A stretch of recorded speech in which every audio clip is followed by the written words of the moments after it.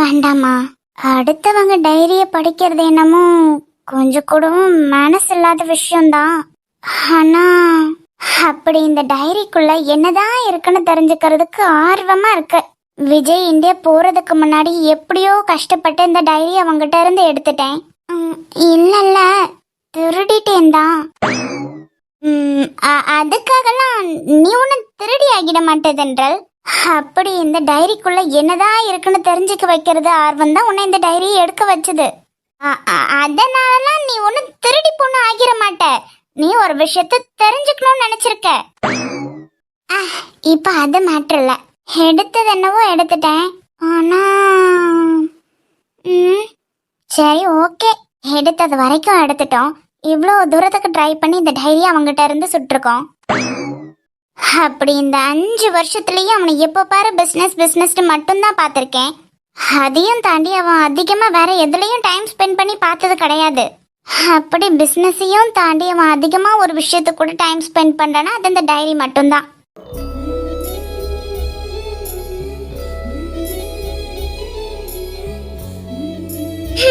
அப்படி மணிக்கணக்கா இந்த டைரியில அவன் என்னதான் எழுதுவான்? பொண்டாட்டி மாதிரி இந்த டைரிய கூடவே இல்ல வச்சிருந்தான். சாரி மிஸ்டர் டைரி, அவங்கிட்ட இருந்து உன்னை பறிச்சதுக்கு, அப்புறம் அவனோட பெர்மிஷன் இல்லாம உன்னை படிக்க போறதுக்கு. எப்படியும் உனக்கு ஃபியூச்சர்ல வைஃபா போக போறது நான் தான். அதனால தப்பில்ல படிக்கலாம்.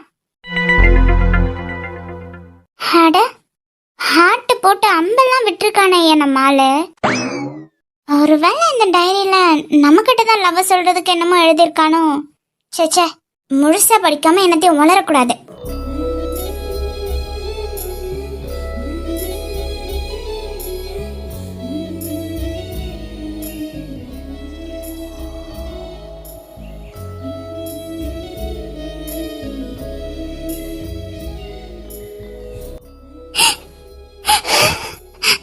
இந்த 5 வருடங்களில் நான் வாழ்ந்தது வாழ்க்கை அல்ல, உன் நினைவுகளை. ஒவ்வொரு விடியலும் உன் நினைவில் தான் தொடங்கும். ஒவ்வொரு இரவும் உன் பெயரில் தான் முடியும். எத்தனை முகங்களை நான் கடந்திருந்தாலும் என் கண்கள் தேடியது உன் முகத்தை மட்டுமே. எத்தனை குரல்களை கேட்டிருந்தாலும் என் காதுகள் கேட்க காத்திருப்பது உன் குரலுக்காக மட்டுமே. உன்னை மறந்துவிட 1000 காரணங்கள் கிடைத்தன. ஆனால் உன்னை இன்னும் அதிகமாக காதலிக்கத்தான் என் இதயம் ஒவ்வொரு நாளும் ஒரு புதிய காரணத்தை தேடி கண்டுபிடித்தது. இன்று நான் இந்த டைரியின் கடைசி பக்கத்தை எழுதி கொண்டிருக்கிறேன். என் காதலுக்கு உன்னை தவிர வேறு முகவரி கிடையாது. உன்னை தேடி வருகிறேன். அப்படின்னா அவன் என்னமோ அந்த பொண்ணதான் லவ் பண்றானா? எப்படி?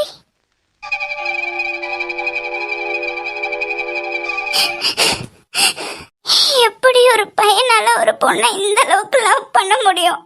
எத்தனையோ பசங்களை நான் என் லைஃப்ல பார்த்திருக்கேன். இப்படியும் உலகத்துல ஆம்பளைங்க இருக்காங்களா என்ன? 5 வருஷம் ஆகுது.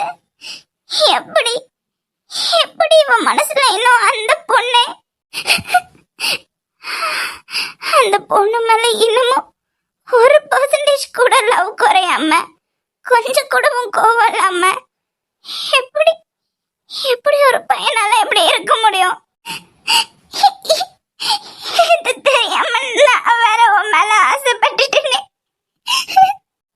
இந்த மாதிரி ஒரு பொண்ணையே பார்த்து ஒரு பொண்ணு மட்டுமே காதலிச்சு அந்த ஒரு பொண்ணுக்காகவே கடைசி வரைக்கும் இருக்க பசங்க உலகத்துல எங்கோ ஏதோ ஒரு மூலையில இருப்பாங்கன்னு சொல்லிதான் கேள்விப்பட்டிருக்கேன். ஆனா அப்படி ஒரு பையனை நான் இப்பதான் நேர்ல பாக்குறேன். உண்மையாவே உன்ன மாதிரி பையன் கிடைக்கிறதுக்கு அந்த பொண்ணு எவ்வளவு லைக்கி தெரியுமா? கண்டிப்பா இந்த டைரி படிச்சதுக்கு பிறகும் மனசாட்சி இல்லாம உங்க காதலுக்கு குறுக்க நான் வந்துட மாட்டேன். நான் வந்துடவே மாட்டேன். கண்டிப்பா அந்த பொண்ணு உனக்காக இருக்கணும். நீ இந்த பொண்ணை அவ்வளோ காதலிக்கிறேன்னு இந்த டைரி மூலயமா தான் தெரிஞ்சுக்கிட்டேன். அவ முகத்தை நான் பார்த்தது கிடையாது, அவ குரலை நான் கேட்டது கிடையாது. ஆனா எனக்கே இப்போ அந்த பொண்ணை பார்க்கணும்னு அவ்வளோ ஆசையா இருக்கு.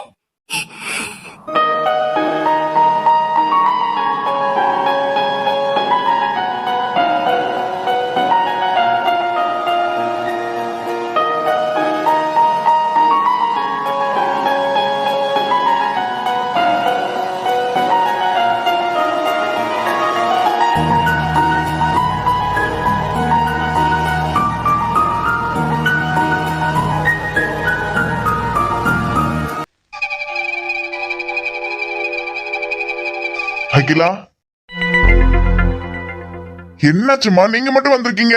விஜய் எங்க? என்னாச்சு இப்படி சில மாதிரி நிக்கிறீங்க? உங்க 2 பேத்துக்கிட்ட தான் கேக்குறேன். விஜய் எங்க? வரலங்க. என்னது வரலையா? ஆமா. என்ன அகிலா சொல்ற? இந்தியாவுக்கு வந்து பிளைட்ல அவன் வரலையா? ஃப்ளைட்ல எல்லாம் வந்தாங்க. ஏர்போர்ட்ல எங்களை பார்த்து பேசி கார்ல எல்லாம் கூடவும் எங்க கூட தான் வந்தான். பாதி வழியில ஏதோ முக்கியமான வேலையா முடிச்சிட்டு தான் வீட்டுக்கு வருவேன்னா. என்னது அப்படி என்ன அவனுக்கு முக்கியமான வேலை வந்து இறங்குறதுக்குள்ள? தெரியலங்க. என்ன அகிலா கேக்குற எல்லா கேள்விக்கும் ஒரு வார்த்தையில பதில் சொல்லிட்டு இருக்க? ஏர்போர்ட்ல அவனை பார்த்து பேசிருக்கீங்க, உங்க கூட தானே வந்திருக்கான். என்ன ஏது எங்க போறான், எதுவும் பிரச்சனையான்னு கேட்டிருக்க கூடாதா? பிரச்சனை தாங்க, இனி பிரச்சனை மட்டும்தான். இனி நம்ம குடும்பத்துக்கு தலையில இறங்க போறது எல்லாமே பிரச்சனை மட்டும்தான். போதுமா?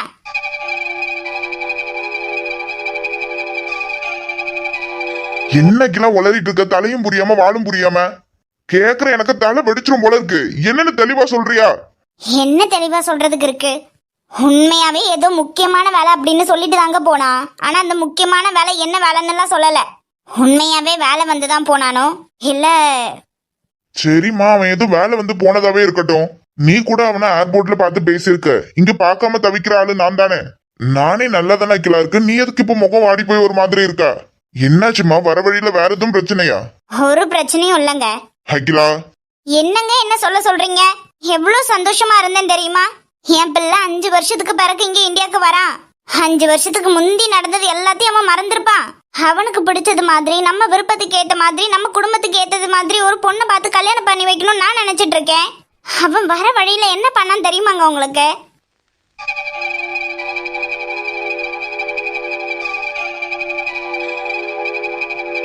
ஏம்மா என்னாச்சு? நான் தாங்க தப்பு கணக்கு போட்டுட்டேன். அவன் மறக்கலங்க, இன்னமும் மறக்கல. அவன் மறக்கலையா? அதாங்க 5 வருஷத்துக்கு முன்னாடி ஒத்தி பின்னாடியே சுத்திட்டு இருந்தானே, அந்த பிள்ளை பேரை கூட என்ன மறக்கலங்க அவன்.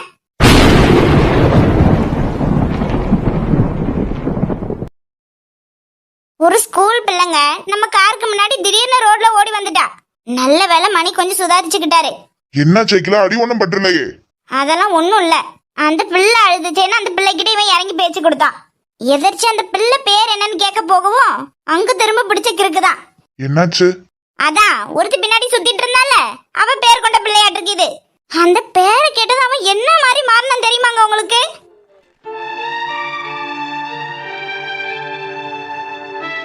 அது வரைக்கும் கார்ல நல்ல கலகலப்பா பேசி சிரிச்சிட்டு இருந்தவன் அந்த பிள்ளை பேரை கேட்டதோட சரி பித்து பிடிச்ச மாதிரி இல்ல இருந்தான். கொஞ்ச நேரம் கழிச்சு இந்த கார்த்திக் என்னமோ கால் வந்துச்சு.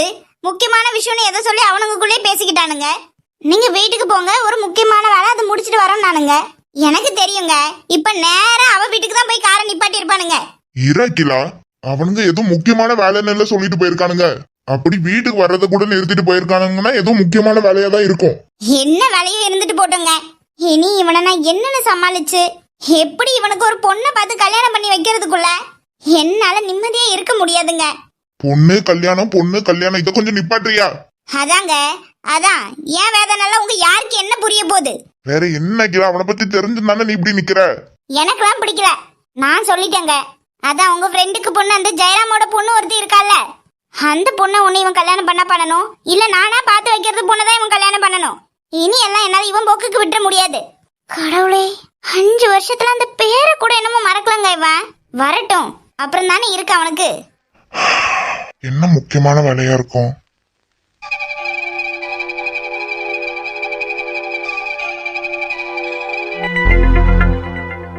இடத்த ஏலம் விடுறதுக்கு நேரம் மணி 10. இங்கே 10 ஆகிட்டு இந்த நேரத்தோட போனா இனி விளங்கிரும். வருண் சார் சொல்ற மாதிரி நேரம் தாண்டிட்டா ஏலத்துல வேற யாராவது இடத்த எடுத்துட்டு போயிட்டாங்கன்னா இந்த நேரத்துக்குலாம் நாம அங்க இருக்க வேண்டியது. எல்லாம் மாயாக்கு தெரியும், கொஞ்சம் அமைதியா இருங்க. என்ன தெரியுமோ? என்னங்க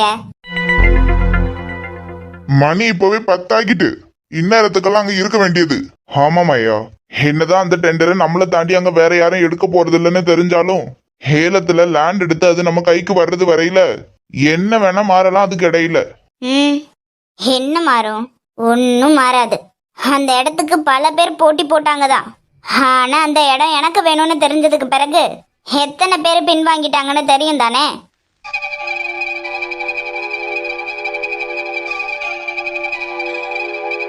எல்லாம் எதுக்காக? பயம். அந்த பயம் இருக்கிறதுனாலதான் யாரும் என் கூட போட்டி போடுறதுக்கு தயங்குறாங்க. ஏன்னா இந்த மாயாவை தாண்டி இங்க ஒன்னும் பண்ணிட முடியாதுன்னு எல்லாருக்கும் நல்லா தெரியும். எனக்கு ஒரு விஷயம் வேணும்னா அதுக்காக எந்த எல்லைக்கும் போவேன்னு எல்லாருக்கும் நல்லா தெரியும். அதனால இந்த மாயாவை பகைச்சுக்கிட்டு இந்த ஏலத்துல அந்த இடத்த எடுக்கணும்னு ஒருத்தரும் அங்க வந்து நிக்க மாட்டா. ஒருவேளை எடுத்துட்டா முடியாதுன்னு சொல்றேன்ல. என்ன மீறியும் அந்த ஏலத்துல அந்த இடத்த எடுத்தா அதுக்கான பின்விளைவுகள் எப்படி இருக்கும்னு எல்லாருக்கும் நல்லா தெரியும். அதனால ஒருத்தருக்கும் அந்த தைரியம் வராது. அந்த இடம் என்னவோ என் கைக்கு தான் வந்து சேர போகுது. போலாமா?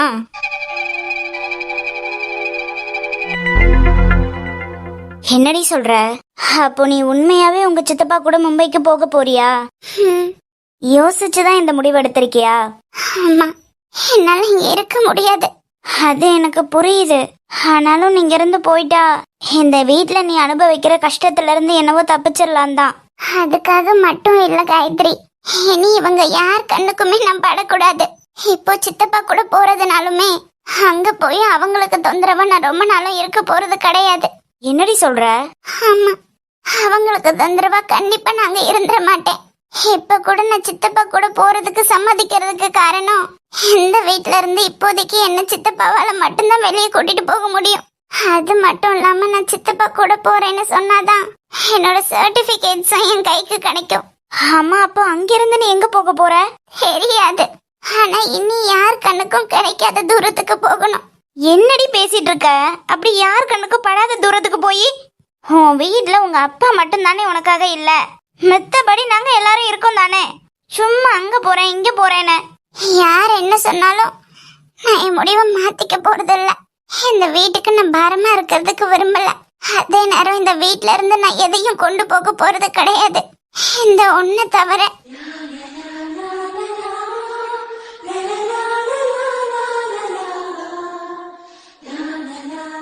அப்படி இதுல என்னதாண்டி இருக்கு?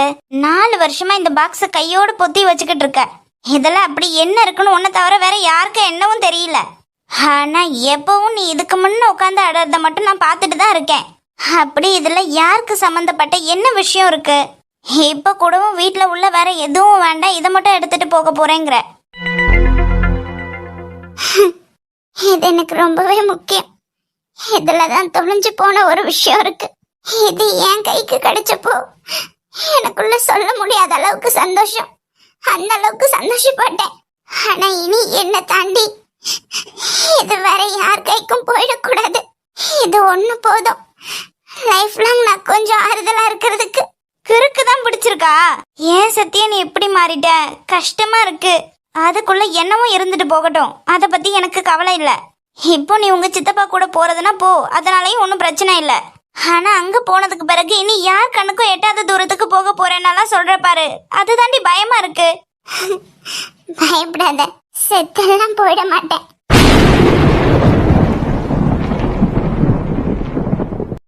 மென்டல், என்னடி பேசிட்டு இருக்க? நிஜமா தான் சொல்றேன், பயப்படாத. அப்படி ஒரு முடிவெல்லாம் எடுத்துட மாட்டேன். அப்படி இல்லாம ஒரு முடிவைய லைஃப்ல நான் எடுக்கணும்னா இந்த 5 வருஷத்துல இந்த வீட்டுல அனுபவிச்சு சித்திரவதைக்கு எப்பவும் நான் எடுத்திருக்கணும். ஆனா நான் அப்படி பண்ண மாட்டேன். இந்த பாக்ஸுக்குள்ள இருக்கிறது ஒரு விஷயம் போதும். இந்த ஒரு விஷயம் என் கூட இருக்கிறதுக்காகவே என்னமோ வர 50 வருஷமா இருந்தாலும் சரி, இதை நினைச்சு அந்த நாளை கடத்திடுவேன்.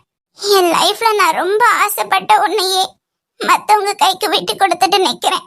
அட்லீஸ்ட் இதை மட்டுமாவது நான் எப்பவும் யார் கைக்கும் விட்டு கொடுக்காம என் கையோடய வச்சுக்கணும்னு நினைக்கிறேன். ஹே, கண்டிப்பா இனி ஒண்ணு மட்டுமாவது நான் வேற யார் கைக்கும் கை மாற விட்டுறவே மாட்டேன்.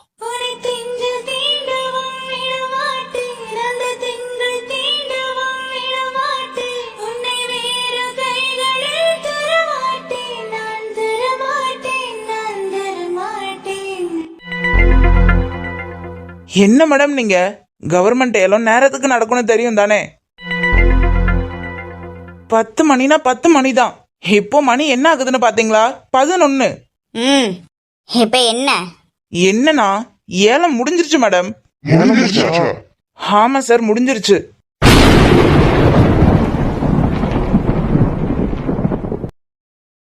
என்ன உளறிட்டு இருக்க? எப்படி முடியும்? நாங்களே இப்பதானே இடத்துக்கு வரோம். வேற நாங்க இன்னும் உள்ள கூட வரல. எப்படி க்ளோஸ் ஆகும்? ஒருவேளை டைம் ஆகிடுச்சு, யாரும் வரலன்னு க்ளோஸ் பண்ணிட்டாங்களா என்ன? அதெல்லாம் இல்ல சார். ஏலம் ஸ்டார்ட் ஆகுறது என்னமோ 10 மணிக்கு தான். ஆனா யாரும் வரலனாலும் 12 மணி வரைக்கும் டைம் இருக்கு. என்ன குழப்பிட்டு இருக்க? குழப்பல, அதான் தெளிவா சொல்லியாச்சே, ஏலத்தை வேற யாரும் எடுத்துட்டாங்கன்னு. இதுக்குதான் முன்னவே படிச்சு படிச்சு சொன்னேன். ஹ, அப்படி இருக்க வாய்ப்பே இல்ல. இது வேற என்னதாவது? இல்ல மேடம், வாய்ப்பு இருக்கு. அப்படிதான். என்னது? ஏலத்துல வேற ஒருத்தவங்க இடத்த வாங்கிட்டாங்க மேடம். மத்த ப்ராசஸ் எல்லாம் தான் உள்ள போயிட்டு இருக்கு.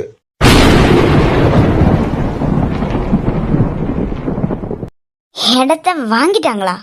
ஆமா மேடம், நானும் எவ்வளவோ ட்ரை பண்ணி பார்த்தேன். ஆனா உள்ள இருக்க ஹையர் அஃபிஷியல்ஸை தாண்டி என்னால எதுவும் பண்ண முடியல. ஹையர் அஃபிஷியல்ஸ் அவ்வளோ பேரும் உள்ள இருந்ததுனால உங்களுக்கு ஒரு கால் கூட பண்ண முடியல. ஏலத்துல வேற ஒருத்தவங்க இடத்த எடுத்துட்டாங்க. நோ, எப்படி எப்படி எடுக்க முடியும்? அப்படி இங்க என்ன தாண்டி எடுக்கிறதுக்கு யாருக்கு தைரியம் இருக்கு? வாய்ப்பே இல்ல. இல்ல மேடம், இடம் வேற ஒருத்தர் கைக்கு போயாச்சு. இதுக்கு மேற்பட்டு நான் இங்க நின்று பேசிட்டு இருக்கிறத யாராவது பார்த்தாங்கன்னா அப்புறம் எனக்கு தான் மேடம் பிரச்சனை. நான் வரேன். என்ன உளறிட்டு போறான் இவன்? மாயா, இப்படி நடக்கிறதுக்கு வாய்ப்பே இல்ல. இந்த ஏலத்துல என்ன தாண்டி இந்த இடத்தை யார் எடுத்திருக்க முடியும்? மேடம், அத நான் சொல்றேன். இவனா? நானே தான் மேடம். யாரு இவன்? அட சொல்றேன், என்ன அவசரம்?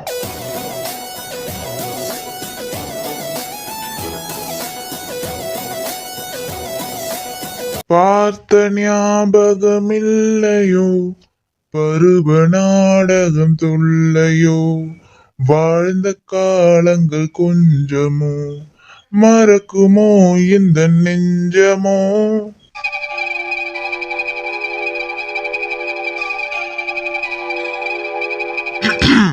நீயா? என்ன எதிர்பார்க்கல? என்ன இங்க எதிர்பார்க்கல? எதிர்பார்த்திருக்க மாட்டீங்க. எப்படி? அப்புறம் உங்களுக்கு என்னமோ ஒரு டவுட் இருக்குல்ல, ஏலத்துல இடத்த எடுத்தது யாரு யாரு யாருன்னு யாருன்னு தெரிஞ்சுக்கணுமா செல்லம்?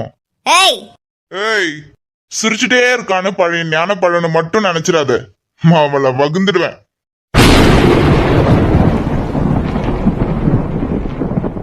என்ன அப்படி பாக்குற? புரியுது புரியுது, இவன் ரெக்கையதான் நம்ம ஒட்ட நறுக்கி விட்டோமே, எப்படிடா இவனுக்கு புதுசா ரெக்க முளைச்சிருக்குன்னு பாக்குறியா? மேடம், அது அப்படித்தான். ஏய், என்ன உளறிட்டு இருக்க? நீ அந்த டாக்டர் தானே? என்ன மொட்டை பரவாயில்ல ஞாபகம் வச்சிருக்க போல. மிஸ்டர், அட போயா. என் செல்லத்துக்கு இருக்க டவுட்டை முத கிளியர் பண்ணிட்டு அதுக்கப்புறம் உங்ககிட்ட வரேன். என்னடா? சும்மா சொல்லக்கூடாது. நல்லா இருக்கு நல்லா இருக்கு. கோழி கிண்டி வச்ச மாதிரி ஒரு ஹேர் ஸ்டைலு. முன்னைக்கு ஆள் இப்ப நல்லா சேஞ்ச் ஆகியாச்சு. ஆனா என்ன, பாக்குறதுக்கு தான் சகிக்கல. டென்ஷன் ஆகுதா? எப்படிடா இவன் நமக்கு முன்ன இப்படி வந்து நிக்கிறானேன்னு தோணுதா? 5 வருஷத்துக்கு முன்னாடி ஞாபகம் இருக்கா? என் ஹாஸ்பிட்டல் மேல பொய்யான ஒரு கேஸ் போட்டு உடல் உறுப்பெல்லாம் திருடி விக்கிறேன்னு. கேடி மேடம், நீங்க கேடி என்னெல்லாம் பண்ணிருப்பீங்க, ஞாபகம் இருக்கா?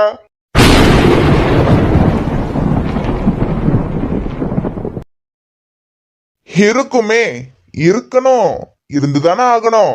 பாருங்க விதி. சரி அதெல்லாம் விடுங்க மேடம். ஏலத்துல இடத்த எடுத்தது யாருன்னு நீங்க தெரிஞ்சுக்க வேணாம். உனக்கெல்லாம் இவ்வளவு சோர்ஸுக்கு வாய்ப்பு இல்ல. கண்டிப்பா நீ எடுத்திருக்க மாட்ட. Correct correct madam, correct. என்னையதான் சுத்தமா மொட்டை அடிச்சிட்டீங்களே இந்த 5 வருஷத்துல. வேற நான் எப்படி எடுக்க முடியும்? எடுக்கிற ஆளுக்காக இங்க வந்து இடத்த எடுத்தது என்னவோ நான் தான். ஆனா எடுத்த ஆளு வேற யாருன்னு தெரிஞ்சுக்கணும்னு தோணுது இல்ல மேடம்? அக்கடிச்சூடு. என்ன? ஓ, தெலுங்குடொன்னவா புவர்கள். அங்கிட்டு பாருமா, யாருன்னு தெரியும்.